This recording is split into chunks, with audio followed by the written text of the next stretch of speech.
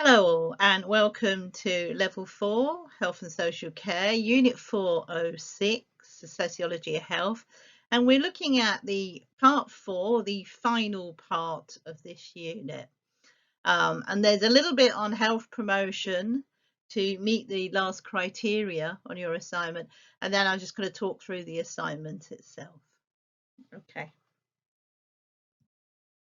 Okay, so the objectives are we're looking at criteria 3.3, discuss the use of health education and health promotion to improve the health of the nation. So you just need to discuss this. You just need to give me an overview, really. Okay, so we start first thinking about preventative measures and the major purpose of health promotion and disease prevention. Is both for individuals and for the entire population, is to identify health problems for which these efforts can result in using services better and improving health status as well. So really it's about again, we've been talking quite a bit about keeping people from hospital inpatient, and we've been talking about some of the work that gets done in GPs, some of the different types of care that's provided, and this is probably just the sort of last step, actually trying to prevent disease from occurring in the first place, or to prevent disease from getting worse, really. So one of the major points about health promotion and disease prevention is to stop that disease really exacerbating. And it's also growing in popularity because it's something that people have more control over themselves as well, really. Because it's always a difficult situation. When you go to the doctor tells what you to do, what medicine to take, and that you might not always like it. But if you're doing some sort of preventative input, it's you making choices about your body. So we're looking at disease prevention here, and although that's not required as part of your criteria, the only bit that's required is health promotion and health education. I thought it's important to see disease prevention as it's a sort of like a holy trinity of the prevention approach, really. And disease prevention actually means very specific population-based and individual-based interventions for primary and early prevention. And that's sort of aiming to reduce the burden of disease. So it's like when you find out then there's a particular infectious disease around, it's taking action fairly quickly. And that could be with individuals, but it could be across the board with groups of people to stop it spreading really and exacerbating. And obviously, when we're looking at things like pandemics and that, I mean, disease prevention is one of the most important things. It does differ from health promotion because it's not about learning and training. It's about actively getting in there, usually led by, in the UK, Public Health England, actually sort of trying to stop it happening. So it's a little bit harder and stronger than just health promotion. It's not asking you to do things, it's basically telling you to do things sometimes. Primary prevention aims to avoid the manifestation of a disease. That's to stop it maybe happening in the first place. And that includes sort of activities to improve health, things like hand washing, all that sort of information, public health information on that to stop the spread of diseases. And actions to decrease at community level, sort of people making sure that people are getting the food supplements maybe that they need, especially if it's a deprived community where people aren't eating very well, that makes them susceptible to infection. So dealing with things like that as well. Secondary prevention deals with the early detection, and this is to improve the chance of positive health outcomes. So that's screening programs. So the first one is to avoid, primary prevention is to avoid the disease manifesting, or if it has manifested, avoid it spreading. And for that, you can think of the COVID-19 situation and the lockdowns that a lot of our countries went under. That was to avoid the spread of it and to avoid the numbers becoming excessive.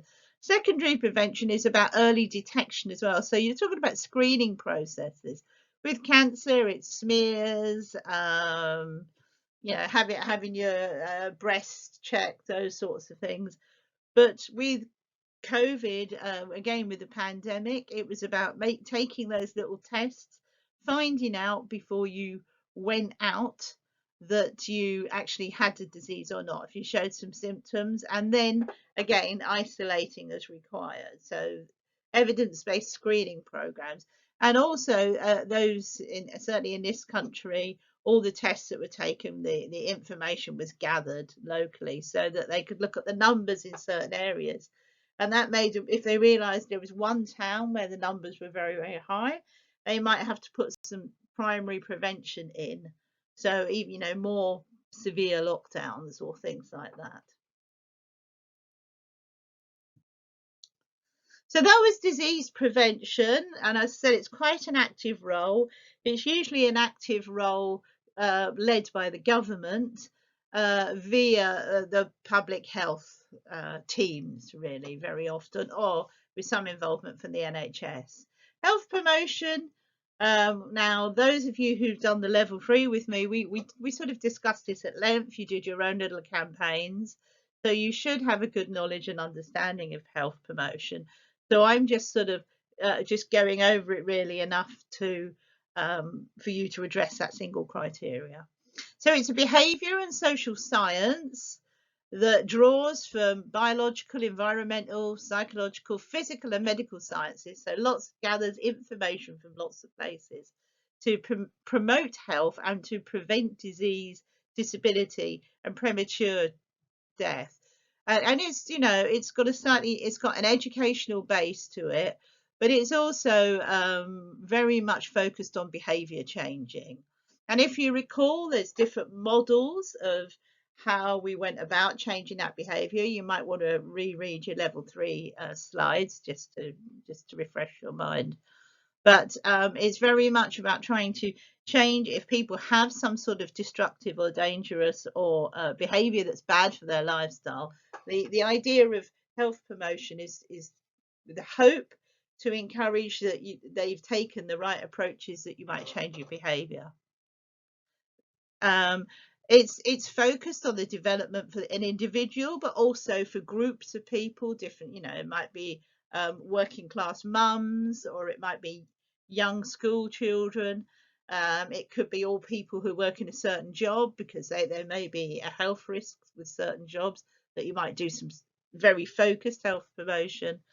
And the aim is really to find out what the behaviour is of people and then do something, work with it. And also find out what the little bit on the side, really, what the living and working conditions are that influence their health. So what is it that stops people making those changes? For some people, it might be finances. They might not be able to afford to go to a gym, to do this, to do that. So it's a gathering information on the side, really, as well. That's the sort of sideline of it. So why is health promotion important? It improves the health status of individuals, families, communities, and then because of that, the whole nation as well. Okay, improves quality of life for people. So improved health improves your quality of life in general, and that will go across all age groups from children to the elderly. Good health promotion should reduce premature death by either getting people to change their behaviour or improving people's awareness so they avoid certain things. And concentrating on prevention, it reduces costs, both human and financial. And that could be to you as an individual, and to your employer for days off sick, things like that, to the medical facilities who have to look after you, who are often very stretched. So overall, and to the government overall, of course, who has to decide where to spend their money. Health promotion can enable them to focus their finances on those who are more acutely ill, if health promotion can do its job, really. Sort of activities are included in health promotion, and again, those of you who've done your level 3, you can call upon the detail that you've already worked with. It's very much a communication role, spreading awareness amongst people for healthy behaviour. And it will involve all sorts of campaigns, newsletters, health fairs, poster campaigns, probably one of the most commonly used things, TV adverts every now and then, and social media campaigns now, because that's a quicker, faster, and cheaper way of getting out to a much, much wider range of people. It has an educational role. It gives you increased knowledge with the idea of hope and then to try and empower behavior change. So they give you the information, but they also try to work with you and say, let's use this information and do something different. So they don't tend to leave it just as handing over the information. It's about trying to find different ways and approaches for you to make changes. And it also has a role in making policy as well. And that could be improving laws, rules, regulations that relate to your improved awareness. Some of the sort of things is we've recently had legislation in the UK that advertising on TV of junk food isn't allowed before 7 o'clock. So it's to try to stop very young children from getting, you know, the Mickey D's obsession. I don't know how well that's going to work, but the fact is that they won't be seeing Ronald McDonald on the telly anymore, because I think it's after 7 o'clock. So it's really older young people and adults will be seeing it. You may sort of suggest that it's the older kids that probably tend to eat it more, but I think the thing is about getting people young and sort of not getting them so entrenched in the sort of McDonald's, KFC sort of idea. Health education on the side is slightly different. And if you recall, we also discussed this in your level 3 unit. It's a social science that draws from the biological, environmental, psychological, physical and medical sciences to promote health and prevent disease in the same way. And that's through education-driven voluntary activities. So they normally, no one gets forced to attend things, but they very much an educational. So it might be going to a workshop or a presentation, watching something on TV, watching a specific program on TV, reading a newsletter where there's information, going on a website that's specific about a certain illness. But they'll also try and focus it again to sort of particular populations that might need something in particular. So it's not desperately, there is not a role in health education to actively change behaviour, but it's hoping that by delivering the information, the aim is that they hope that added knowledge will influence your attitudes. So there is a slight difference. So health education is one thing, health promotion is education plus behaviour change. If you sort of just try and remember that difference, that will help you with your assignment. Why is prevention important? Because it just maximises your chance of having a good, healthy and productive life, being part of society. Taking care of yourself stops health issues. It saves money for yourself and for the hospital. It minimises the huge costs of heavy healthcare, but also your time as well, really. You don't have to spend time going to lots of appointments if you're not sick. I'm sure there are other things most of us would rather be doing. So the benefits are a better quality of life, enhanced healthcare satisfaction. So, you're only using healthcare when you absolutely have to. And there's some satisfaction about, that you're doing things for yourself to look after yourself. So it's an empowerment role as well, really. And again, time lost at appointments is time we never get back, so it's something to be avoided. So supporting the agenda, health promotion, health education supports the sort of modern agenda of public health particularly. It's an endpoint and it reflects a success of multiple goals generally driven by the government. The determinants of health are very broad, so it's about proving the health in all areas and contributing to the overall improvement agenda for the nation, really. It's a key element of the new public health agenda, and it's available in the community, the clinic, or the hospital at different levels. It could be it's something as simple as when you've been an inpatient in hospital, getting some follow-up advice or health education, or being given a leaflet to go home with from a clinic when you've gone in. Maybe you're unsure about a certain illness that you might have or a disease you may have picked up, going home with some information, or being asked by your GP to sort of join a health promotion group because that you're susceptible, you may be a diabetic and not managing it very well, or someone with lung, chronic obstructive airways disease, finding out how to actually manage that better. So you might be referred by your GP.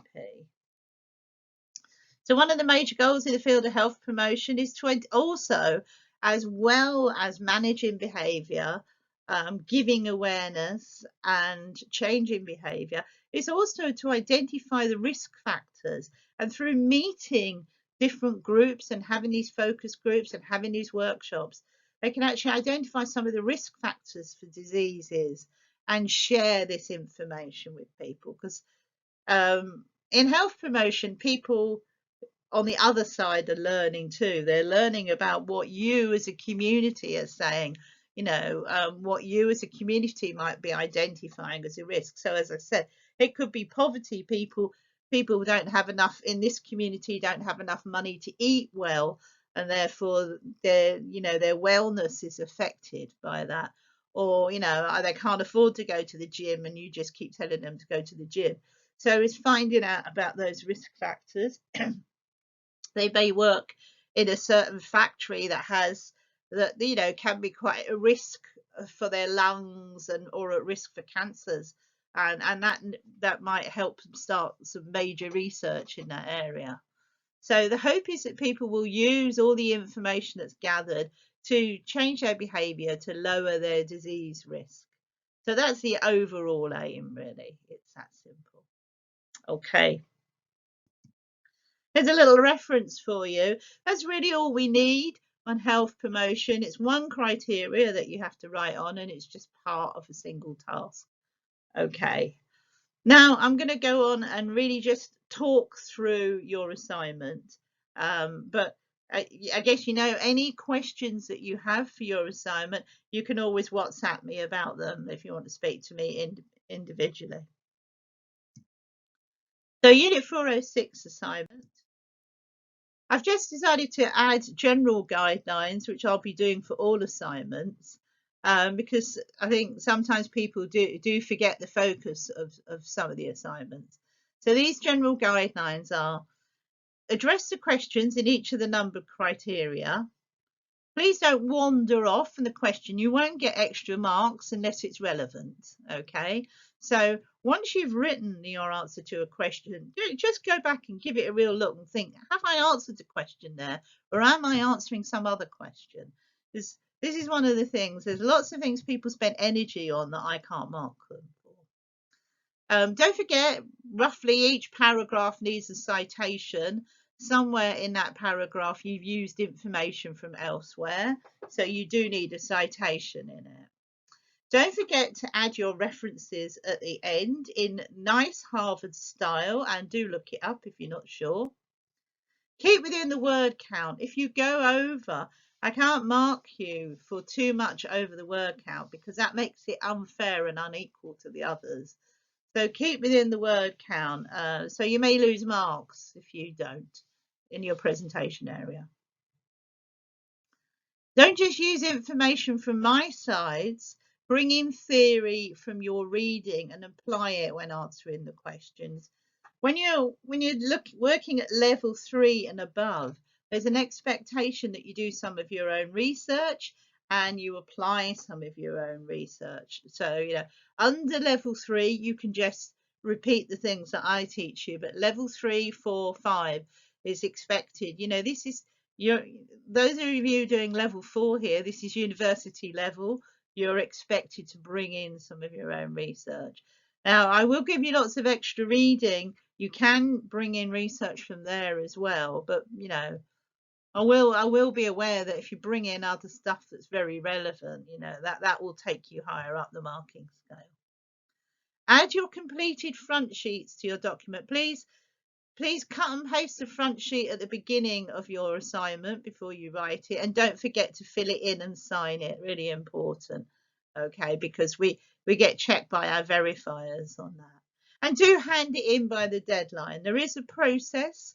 If you feel you need extra time, you need to formally ask for an extension, and you need to use the study at eGraduate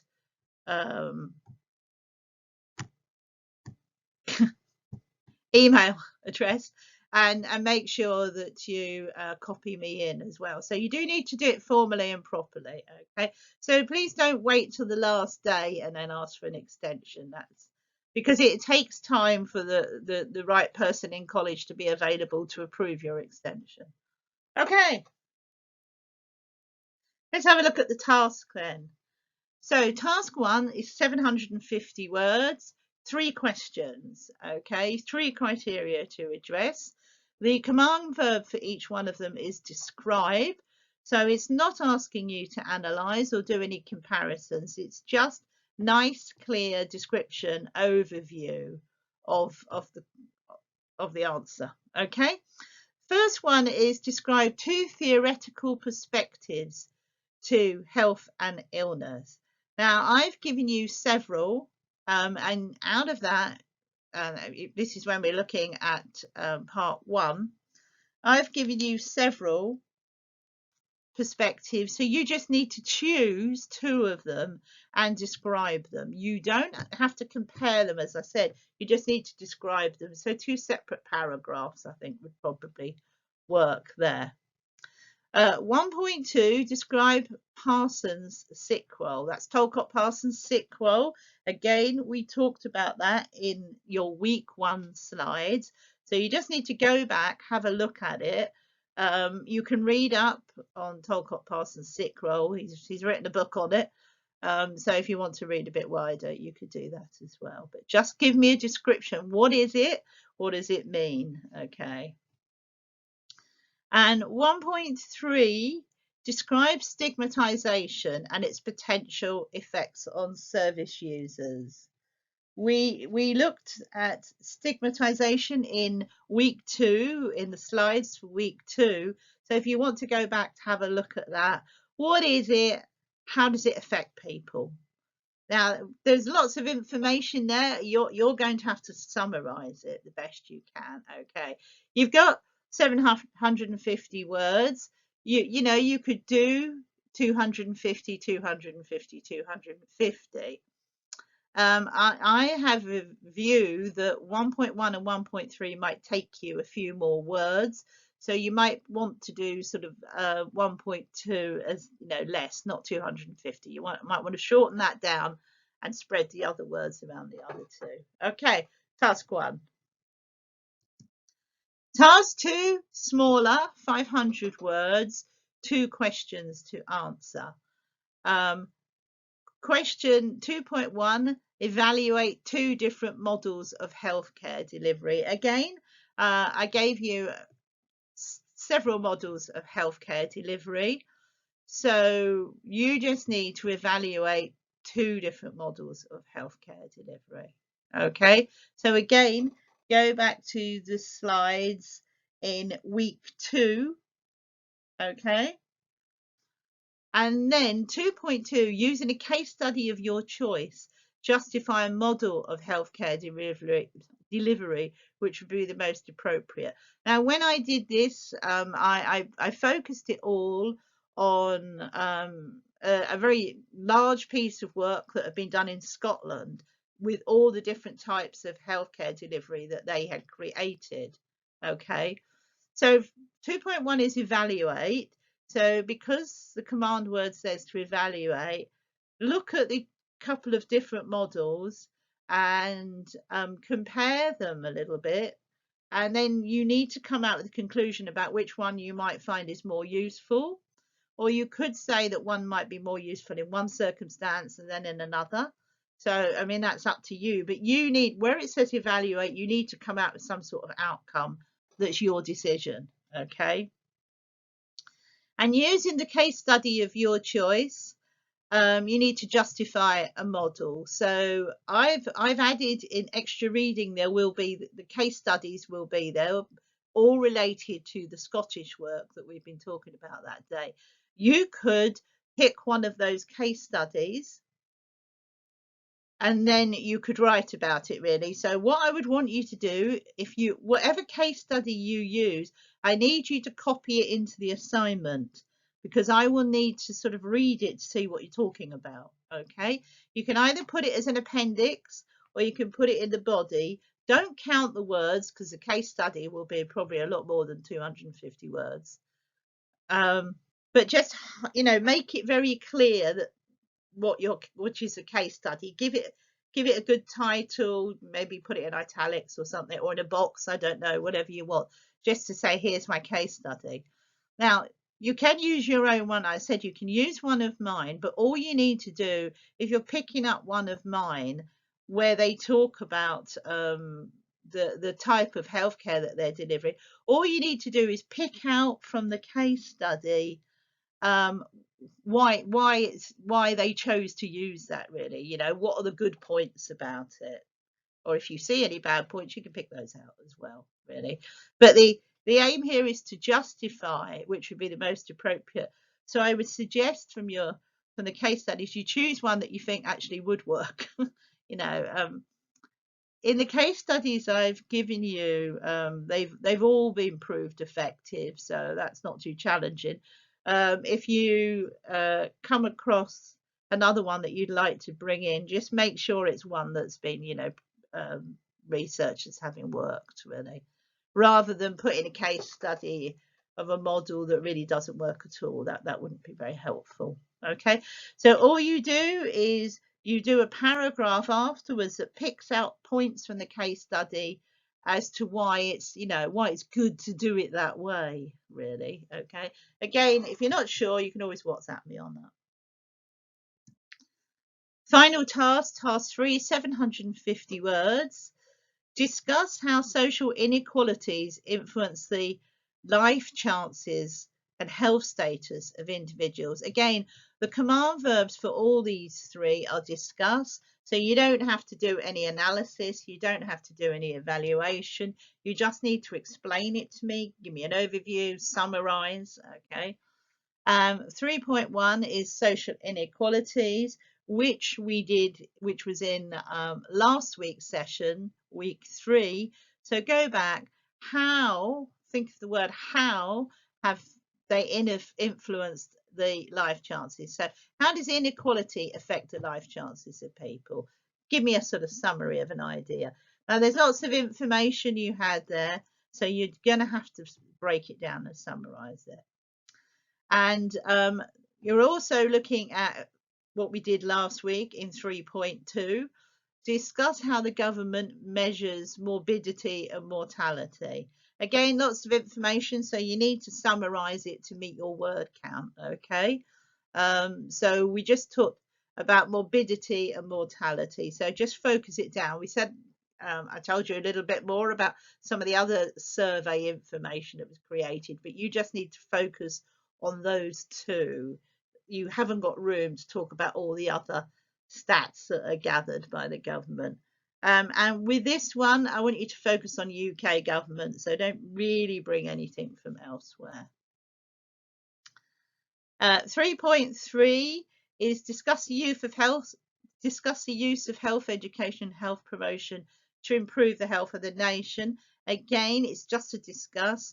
So look back to earlier on in these slides here, where we looked at health education and health promotion. I also looked at disease prevention. You don't really need to write about that, because criteria is only asking you about health education and health promotion. And give me a little summary again of how you use those to improve the health of the nation. Okay, So what is it? So in other words, what is health education? What is health promotion? What sort of ways do we use it? Okay, so that's all you need to do. That's your assignment. Don't forget to get it in by the deadline, and good luck.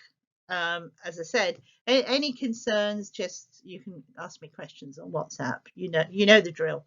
Okay, thank you very much. Goodbye, and I'll see you in the next unit.